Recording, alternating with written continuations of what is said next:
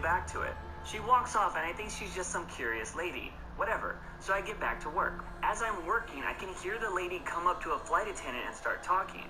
I don't really listen in, but one sentence raises my eyebrows. I think that man over there is hacking the plane. Jesus Christ. And shortly enough, a flight attendant comes up and asks what I'm doing. I politely explain my line of work, the tool I'm currently using, and just some quick facts about what I do. You know, cocktail party stuff. The flight attendant understands and leaves me alone to continue my work. Apparently, she then explains to Karen that I am doing nothing wrong. Karen then proceeds to walk. Karen thinks I'm hacking the airplane. Walk to the back of the airplane and get the attention of the rear flight attendant. While I was not privy to this conversation, Karen apparently claimed that she was a security expert and that she knew certifiably that I was indeed trying to take remote control of the aircraft. The second flight attendant comes, this time much more worried, with Karen in tow, and asks what I am doing. I am trying to explain again. Karen jumps in and tries to explain for me.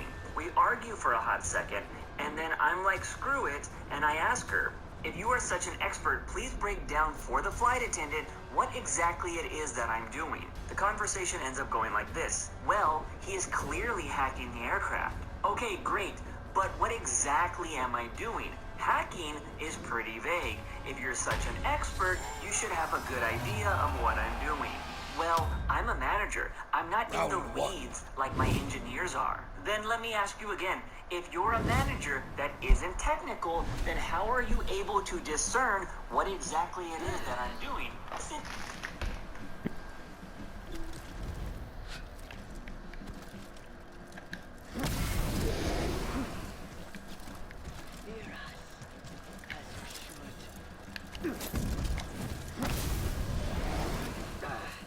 Stay here.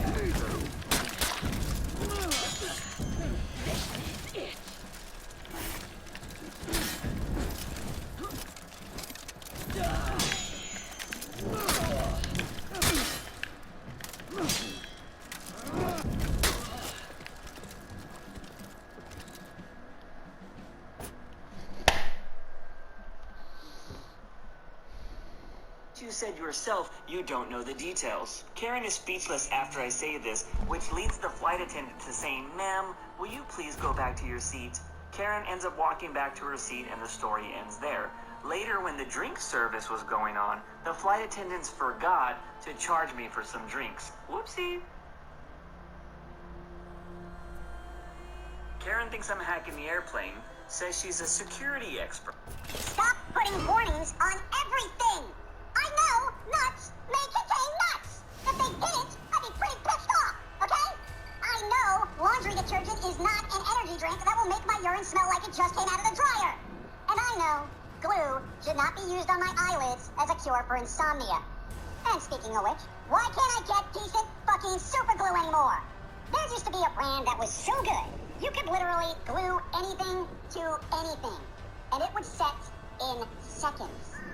Now, because some idiot glued their fingers together, everyone has to change their formula because humanity is apparently too stupid to be responsible with effective adhesives. What took 10 seconds to set now takes 10 hours.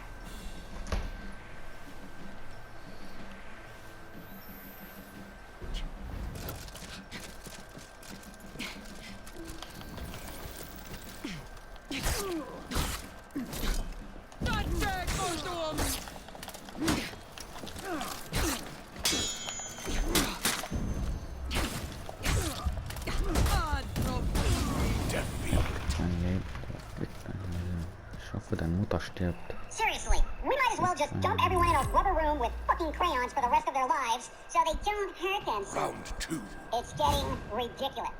Stop putting warnings on everything! Hallo, leider.